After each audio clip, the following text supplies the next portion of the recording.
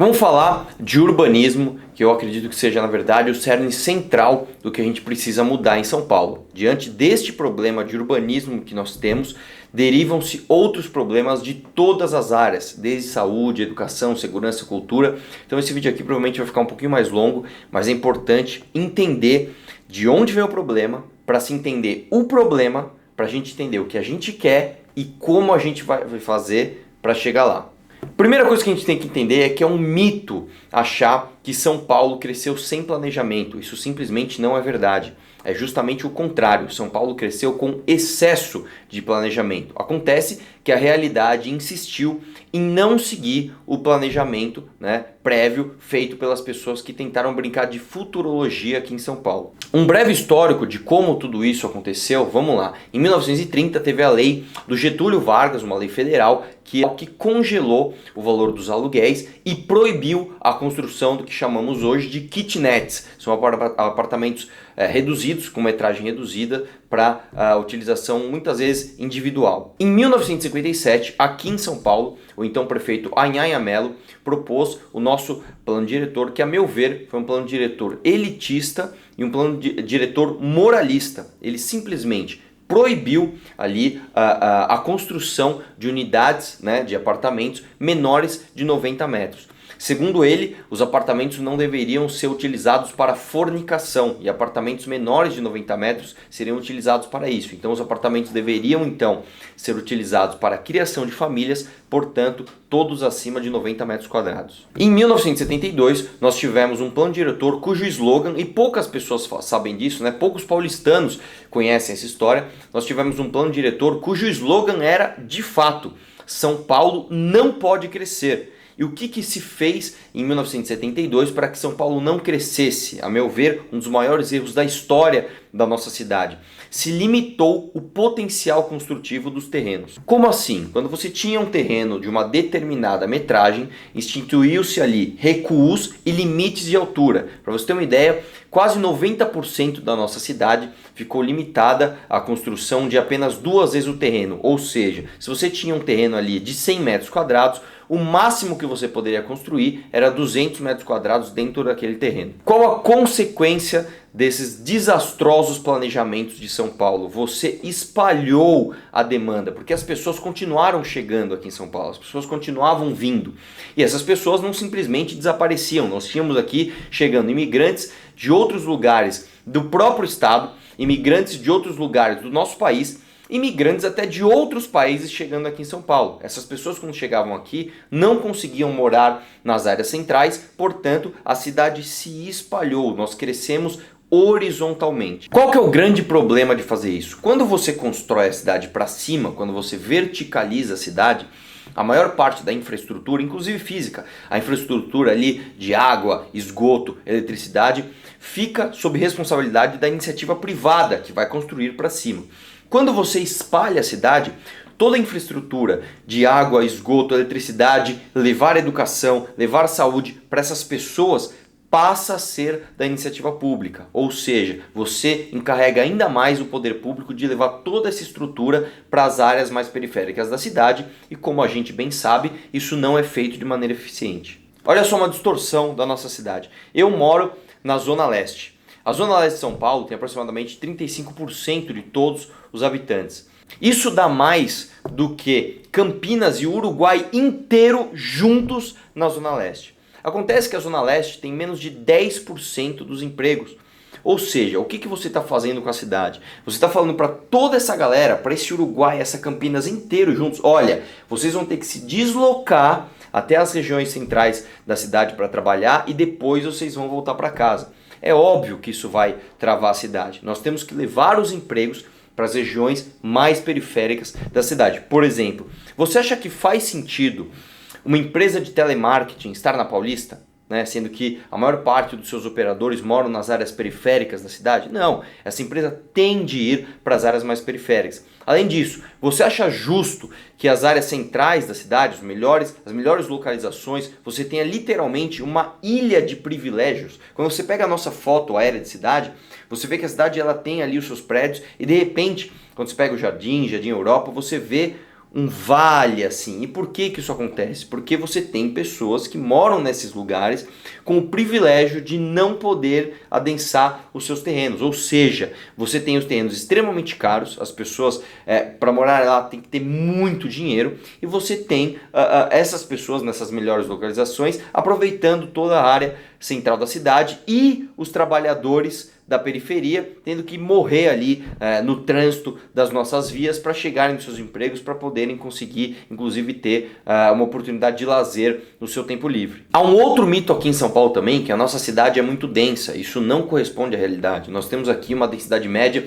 de 7.200, 7.500 habitantes por quilômetro quadrado. Quando você compara com outras metrópoles do mundo, você vê que São Paulo não é tão denso assim. Nova York, por exemplo, tem 11 mil habitantes por quilômetro quadrado, Barcelona 16, Paris 21 e Tóquio ainda muito mais. Quais as consequências disso? Além da infraestrutura não chegar para as pessoas, a locomoção pela cidade passa a ser por carro, né? Inclusive, sob influência do modernismo dos anos 50, que inclusive começou em Brasília, nós tornamos a nossa cidade, nós tornamos São Paulo uma cidade carrocrata.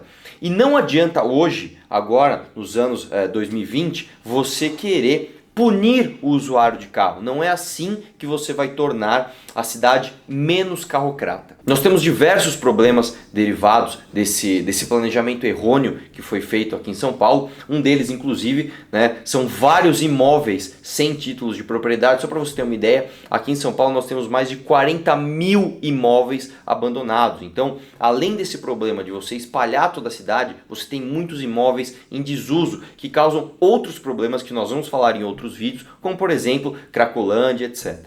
Bom, entendemos a origem do problema, entendemos que nós temos esse problema hoje. O que nós queremos? Qual que é a nossa visão de uma cidade ideal? Nós queremos que as pessoas morem mais perto dos seus empregos, que as pessoas inclusive tenham mais infraestrutura para utilizar da cidade dentro do seu bairro, dentro dos seus quarteirões, fazendo com que as pessoas precisem pegar menos carros. Isso implica também no que a gente chama de fachadas ativas. O que é uma fachada ativa? Vamos dar um exemplo aqui. Se você pegar, por exemplo, Moema, é um bairro de São Paulo com IDH muito alto. Algumas áreas de Moema, inclusive, tem um IDH maior do que a própria Suíça.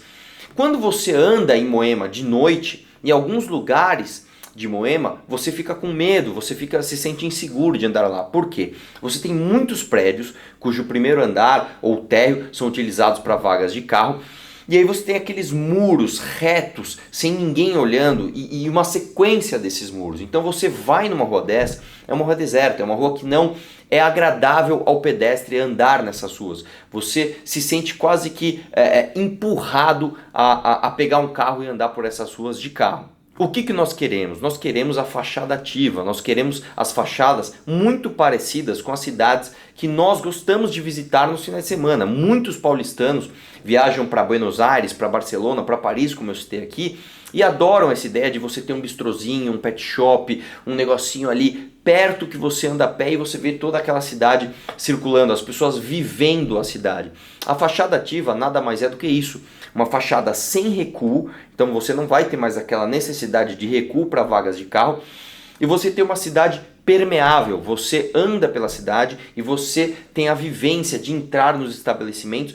Isso inclusive traz uma segunda consequência muito boa, que são os olhos da rua. O que é isso? Mais pessoas circulando, mais pessoas vivendo nas ruas, isso automaticamente traz mais segurança pública. Bom, se nós queremos uma cidade mais vivenciável, uma cidade que a gente tenha orgulho de morar, que a gente tenha vontade de passear, que a gente tenha vontade de chamar a sua namorada, o seu namorado, a sua família, o seu pai, a sua mãe, seu irmão, seus amigos e dar um rolê na cidade. Você andar pela cidade, você passear, você conhecer os pontos turísticos, os pontos históricos da cidade. Imagina você fazer tudo isso a pé ou de transporte público, como a gente vê muito isso no primeiro mundo. Então, a gente quer isso. Como que a gente faz para chegar lá? De maneira bem objetiva, eu vou citar apenas algumas das nossas propostas para que a gente atinja esse objetivo. A primeira coisa, tratando dos imóveis já existentes, a gente precisa fazer a regularização fundiária. Isso é primordial. O que é a bendita regularização fundiária? É você dar o título de propriedade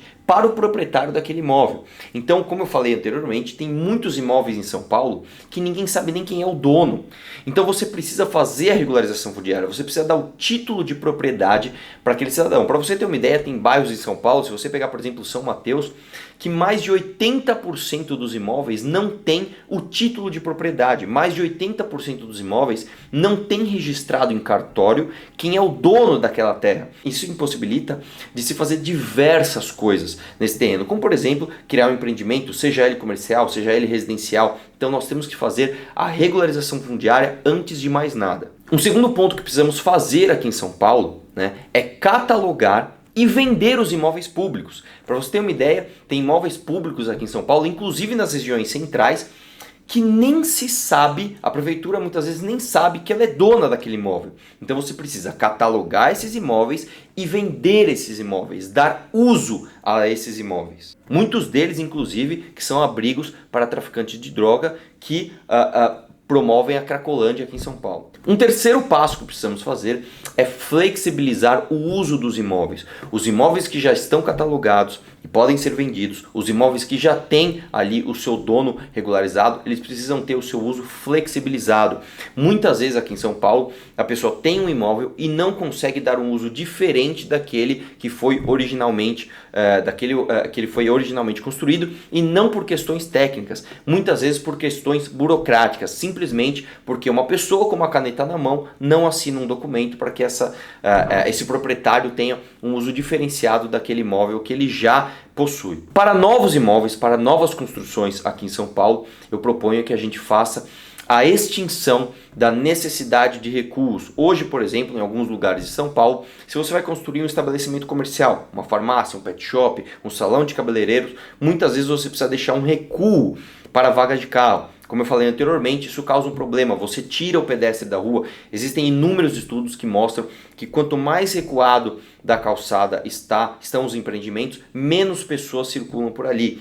Então você não tem que dar o recado de que a cidade, você precisa viver a cidade dentro de um carro. Você precisa dar uma vaga de carro para aquela pessoa estacionar para visitar o seu estabelecimento. Muito pelo contrário, você precisa acabar com os recursos para aumentar o potencial construtivo dos imóveis e deixar a fachada mais perto das pessoas. Nós temos de mudar isso, nós temos de fazer como as melhores cidades do mundo para se viver fazem. Nós temos que ter, por exemplo, imóveis com usos mistos, nós temos que ter imóveis com o primeiro andar ali para estabelecimentos comerciais e unidades de diferentes tamanhos nesses prédios. Você tem que ter ali uma unidade pequena para a pessoa que mora sozinha, a pessoa que tem uma renda um pouco menor, unidades grandes para aquela família grande, de alta renda, para que todo mundo esteja no mesmo ambiente, para que nós tenhamos, de fato, uma cidade mais convivível, vamos chamar assim. Uma outra coisa que precisamos fazer é acabar com o limite de altura de construção aqui em São Paulo. Isso, a primeiro momento, pode assustar um pouco. As pessoas podem olhar e falar, nossa, de repente você vai transformar a cidade num grande bloco de concreto,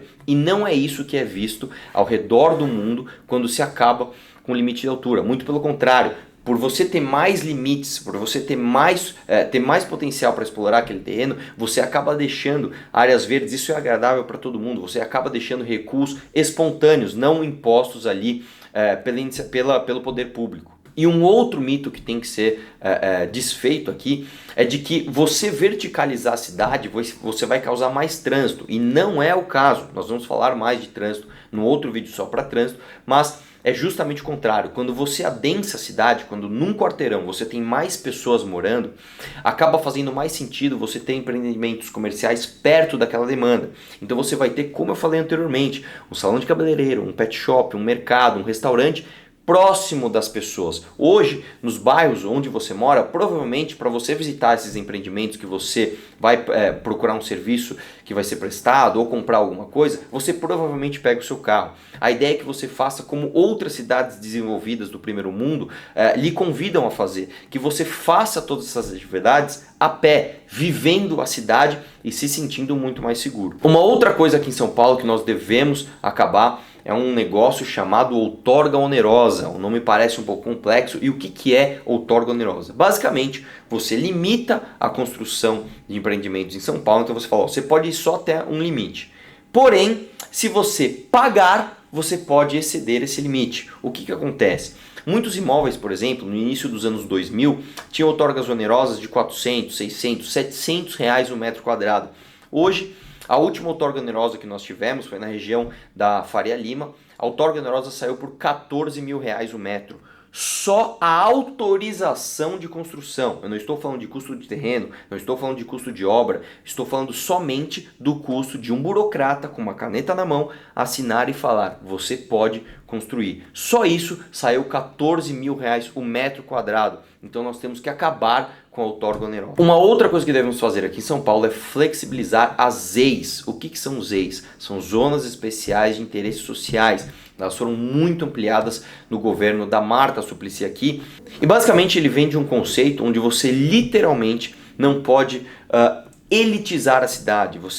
Existe um conceito socialista de que quando você desenvolve muito uma cidade, você expulsa as pessoas mais pobres por elas não terem condições de viver ali. Quando na verdade é justamente o contrário. Se você olha, não de acordo com uma ideologia, mas de acordo com os fatos, você vê que é o contrário.